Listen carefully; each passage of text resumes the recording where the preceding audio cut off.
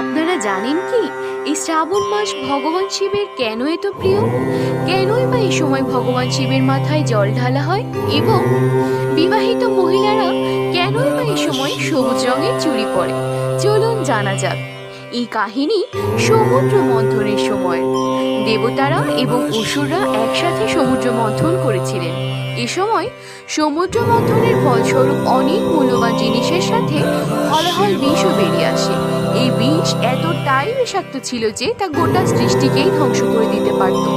তখন ভগবান শিব মহাবলী হয়ে সেই বিষ পান করেন। এই জন্য তাকে নীলকণ্ঠ বলা হয়ে থাকে। যাতে বিষ তার সারা শরীরে ছড়িয়ে পড়তে না পারে, এজন্য দেবতা এবং মুনি ঋষিগণ তার গায়ে জল ঢেলেছিলেন।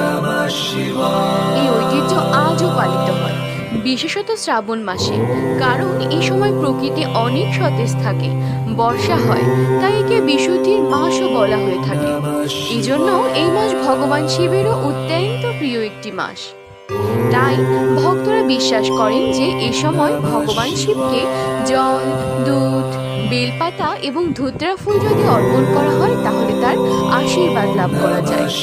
এছাড়াও শ্রাবণ মাস ভগবান শিবের বিয়ে এবং প্রেমের প্রতীক হিসাবেও পরিচিত।